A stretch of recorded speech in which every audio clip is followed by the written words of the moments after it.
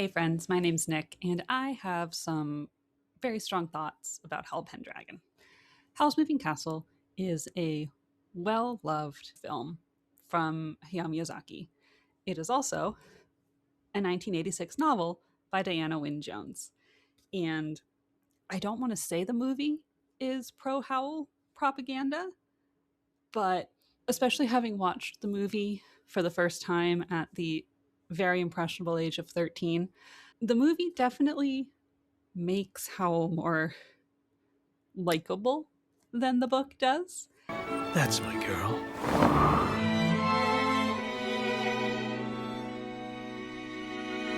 Have you ever had a friend who was getting into a clearly bad relationship? Not like bad, but like this is not the right fit for you, babe. Reading this book for me is like watching that happen and just silently screaming at Sophie not to marry this man. Howell Jenkins, or Howl Pendragon, as he prefers to call himself, is not a man. He is a red flag factory wrapped in a skin suit. And you just want to scream at Sophie, why are you not seeing these red flags? And I think the real answer to that is when our story begins, Sophie Hatter is 18 years old. Howl is 27.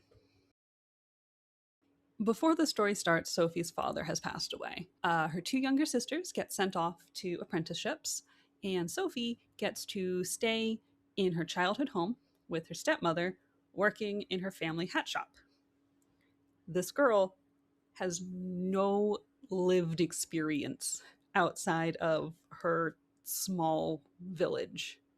She is 18. Owl is a grown-ass adult with a doctorate who has traveled here from another dimension to set up a career as a wizard and who works for the king. The difference in lived experience and life stage is insane.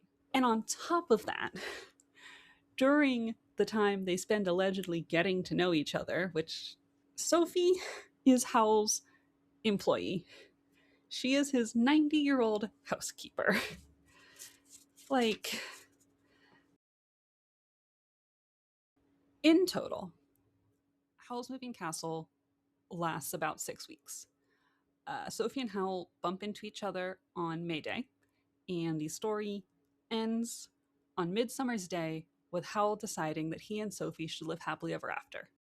That is way too fucking fast. Their talking stage, if you will, is 6 weeks of Howl being a whiny, entitled little brat while Sophie cleans his house and mends his clothes and runs his flower shop. And, like, Sophie, you do not know this man. It has been 6 weeks. So, before we actually meet Howl in book, we hear rumors about him. He parks his big scary castle up on the hill over this small little town, and rumors start spreading that he was known to amuse himself by collecting young girls and sucking the souls from them. Or some people said he ate their hearts. He was an utterly cold-blooded and heartless wizard, and no young girl was safe from him if he caught her on her own. And to be clear, these rumors are actually started by Howl's apprentice Michael on Howl's behalf and are 100% based in truth. Obviously, he does not literally eat women's hearts, but he's just out there hitting on any pretty face he sees, which is fine. You know, having a lot of past partners is not in and of itself a red flag. But when all of your past relationships end poorly, that is, you should be concerned. You should be concerned, Sophie. Howl and Sophie first meet on May Day when Sophie, who, to remind you, is 18 and who is terrified of everything, decides she is going to run across town to visit her younger sister on the busiest day of the year, a day where it is apparently expected for young men to just go about accosting women on the streets, which, again, Sophie is terrified by the concept of. And as she is in her little gray shawl, scurrying her way across town, here comes Howl, cornering this poor girl in a doorway. And when a young man in a fantastical blue and silver costume spotted Sophie and decided to accost her as well, Sophie shrank into a shop doorway and tried to hide. The young man looked at her in surprise. "It's all right, you little grey mouse," he said, laughing rather pityingly. "I only want to buy you a drink. Don't look so scared." My guy. She is hiding from you in a shop doorway. Leave her alone. Sophie gives an excuse, saying that she is on her way to go see her sister. In which Howl is, of course, like, yeah, sure, go ahead. Do you want me to go with you? You seem so scared. Sir, please step away from the scared teenager. Thank you. So, after Sophie has been magically turned into an old woman and gotten herself enlisted as Howl's cleaning lady, it very quickly becomes clear that Howl has never cleaned anything a single day in his life. And the Miyazaki movie does a beautiful job of capturing the absolute squalor of Howl's home. By daylight it was amazingly dirty. The stones of the floor were stained and greasy, ash was piled within the fender, and cobwebs hung in dusty droops from the beams. She went to peer into the sink beside the workbench. She shuddered at the pink and grey slime in it, and the white slime dripping from the pump above it.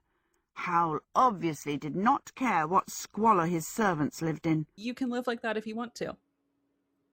But Sophie, if you don't like living in a pigsty, don't marry someone whose bed is literally covered in dust and spiders. You're not going to change him. You're just going to spend your whole life cleaning up after him. That seems pretty obvious. So, finances are like one of the leading causes of divorce. So, before you enter into a long-term relationship with someone, you should really make sure that financially you're similar priorities. Howl is a wizard. He makes money, especially when he's doing work for the king, just large sums of money. But a lot of the smaller work his apprentice Michael does.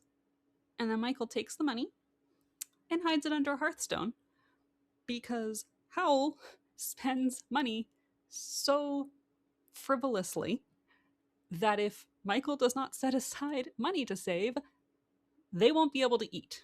Calcifer explicitly calls Howl a feckless spendthrift, which is like one of my new favorite insults. That's not relevant to the red flags. I love that. Spendthrift. I love that word.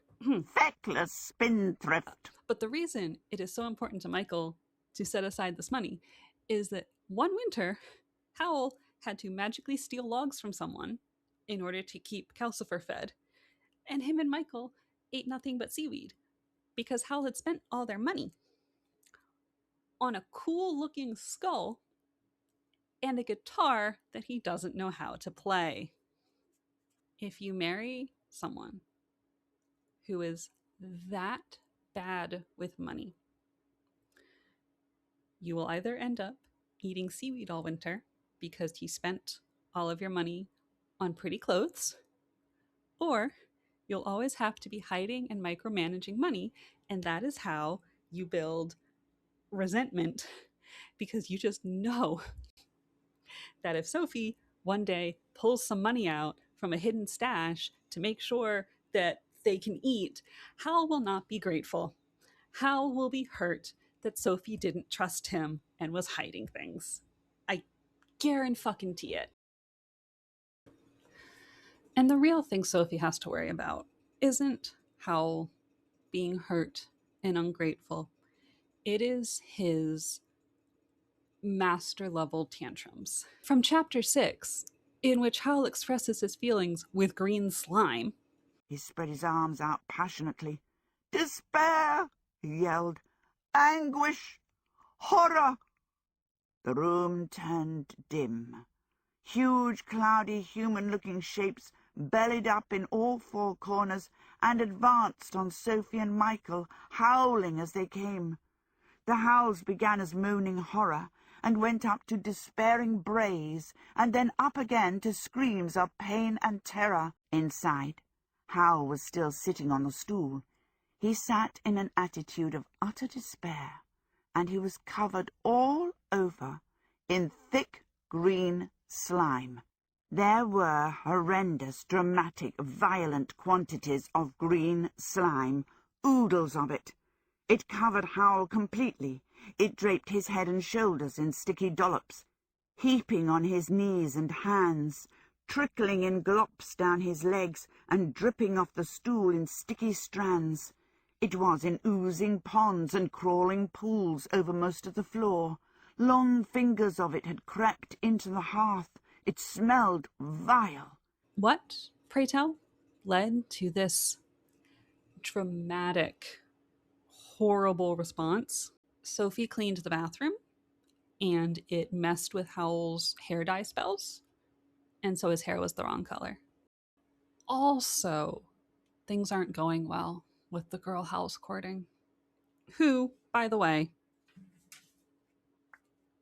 is Sophie's 17-year-old sister. I feel like I shouldn't have to explain what's wrong with that. Look, people have strong emotional responses to things. That is fine. It happens. But Howl, of course, throws this tantrum and then does nothing to help clean up. He doesn't even apologize until Sophie prompts him to. And then he uses green slime as a threat in the future to get his way. He wants Sophie to pretend to be his mother and go see the king on his behalf. And Sophie says no. Are you being kind, she said, or cowardly? Thank you very much, and no, I won't. What ingratitude, Howl exclaimed, spreading out both arms. Let's have green slime again. That's manipulation. That's not okay. Don't put up with... That's manipulation. That's not okay. You don't have to put up with that. I am aware that man flu is really just a stereotype. Like, men can have colds. It's fine. But Howl, in his role as drama king, takes man flu to a whole nother level. He gets stuck out in the rain while visiting Wales. Howl gets sick from his time spent stuck out in the rain. And he makes it everyone's problem. He goes up to bed, dramatically crying out that he's probably going to die. And then he immediately starts demanding attention. He has Michael running up and down the stairs, getting cough mixture, honey, spoon, book, a different book, a paper, a pen, some more paper, books, tea, a bacon sandwich. God forbid you just ask for everything at once and don't make him run up and down the stairs 20 times. Once he has sent Michael off into town to run errands for him, it is Sophie's turn to be the victim of Howl's dramatic neediness. A certain amount of moaning and groaning was coming from upstairs. Sophie kept muttering to the dog and ignored it. A loud, hollow coughing followed, dying away into more moaning. Sophie ignored that too. Crashing sneezes followed the coughing, each one rattling the window and all the doors. Poot, poot, went a blown nose, like a bassoon in a tunnel. The coughing started again, mingled with moans. Sneezes mixed with the moans and the coughs, and the sounds rose to a crescendo in which Howl seemed to be managing to cough, groan, blow his nose, sneeze, and wail gently all at the same time. The doors rattled, the beams in the ceiling shook, and one of Calcifer's logs rolled off onto the hearth. And then, of course, as soon as Sophie says, "All right, fine, I'm coming," stops. He's fine. He's just dramatic. God forbid Sophie and Howl ever be sick at the same time. He would have this poor woman running after him up and down the stairs, catering to his needs and ignoring her. I guarantee you. So we've already talked about Howl's reputation as a heart eater. And while it is not literally true, it is definitely based on truth, and a very concerning truth, which is that Howl falls in love with every pretty face he sees, pursues them relentlessly until they fall in love with him, and then he splits. And damn the consequences, because he's not the one who has to deal with it. As Michael explains, "If you knew the trouble we've had because Howl will keep falling in love like this. We've had lawsuits and suitors with swords and mothers with rolling pins and fathers and uncles with cudgels and aunts. Aunts are terrible. They go for you with hat pins. But the worst is when the girl herself finds out where Howl lives and turns up at the door crying and miserable. Howl goes out through the back door, and Calcifer and I have to deal with them all." he can't even deal with the consequences of his own dumbass actions. For about the first half of the book, Howl is desperately courting Letty Hatter, the aforementioned 17-year-old sister. And then, about halfway through, Howl, Sophie, and Michael go to Wales and meet Miss Angorian, who Howl instantly falls in love with. And now, to give Howl some grace, he is literally heartless.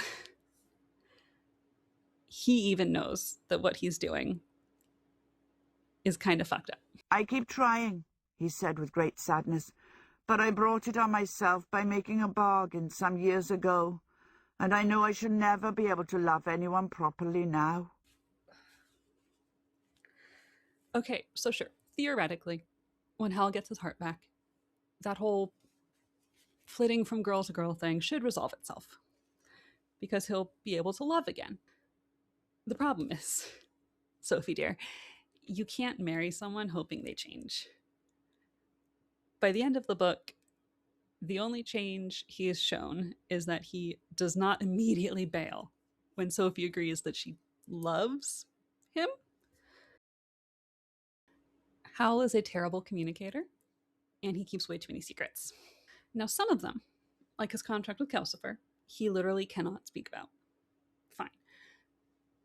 But near the end of the book, we learn that he has known for weeks that Sophie is under a spell that's making her an old lady. And he just never bothered to bring it up or talk about it. And Sophie was staying in Howl's house with the hope that her curse could be lifted. So if Howl had told her that she was the one doing the spell on herself and she could then end it, she would have no reason to hang around.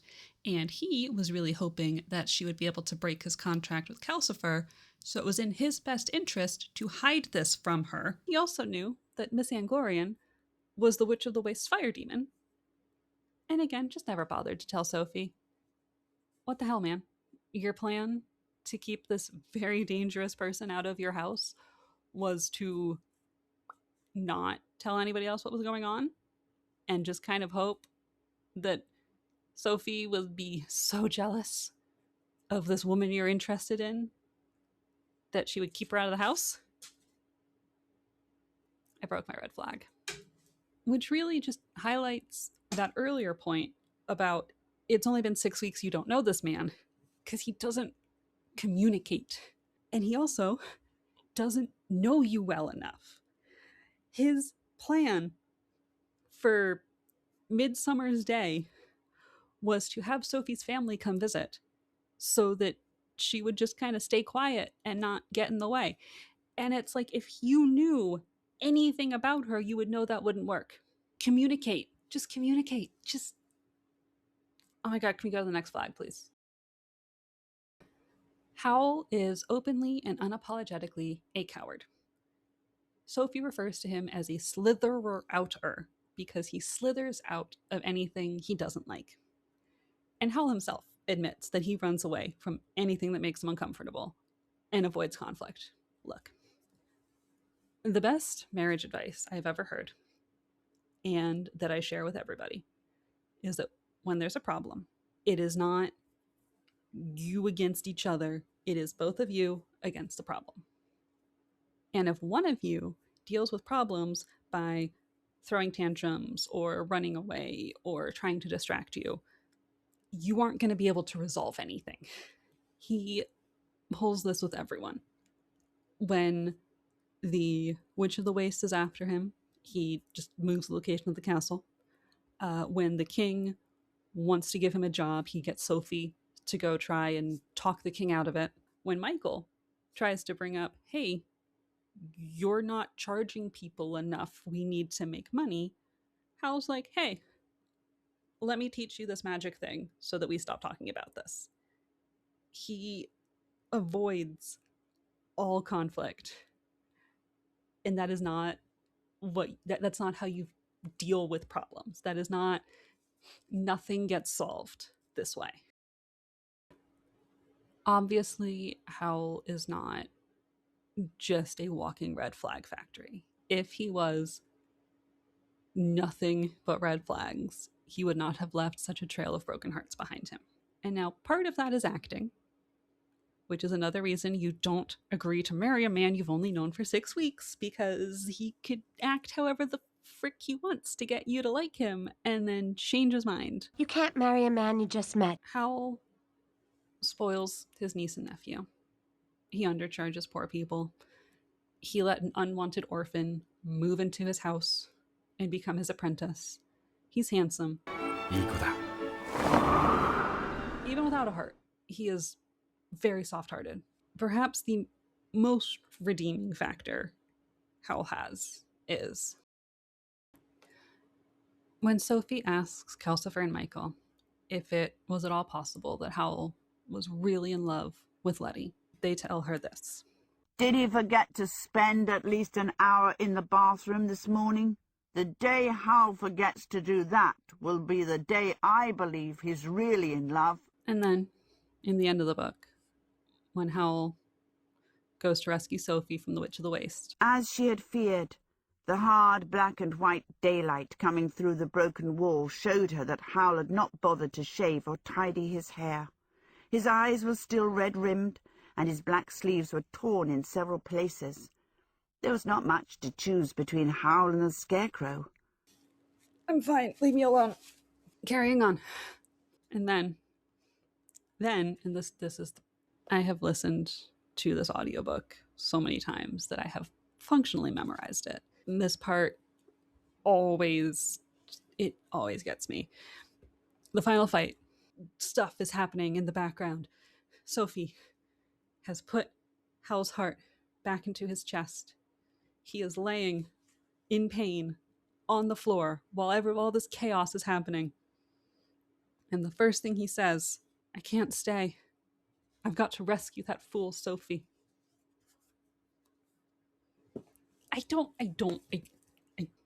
Diana Wynne Jones is a good writer, which is why it gets me. But I hate that it gets me. Honestly, the last 4 pages of the book are the only place where I get won over by Howl. They're just standing there staring into each other's eyes while all the other subplots get resolved around them, and it's so beautiful, except for the part where we get a perfect summary of Howl and Sophie's relationship. I think we ought to live happily ever after. And she thought he meant it. Sophie knew that living happily ever after with Howl would be a good deal more eventful than any story made it sound, though she was determined to try. It should be hair-raising, and you'll exploit me, Sophie said, and then you'll cut up all my suits to teach me. It's not cute. It's cute, but it's not cute. Their whole relationship dynamic in the 6 weeks they've known each other, is Howl manipulating and exploiting Sophie to get what he wants, and Sophie fighting back in what little ways she could, but ultimately not really having any power in the situation because he always has the green slime threat hanging over her head. I know it's hard for people to accept, but love is not enough. He's a terrible communicator. He runs from all conflict. He's manipulative. He's terrible with money. He won't clean up after himself. He's 27 and dating an 18-year-old.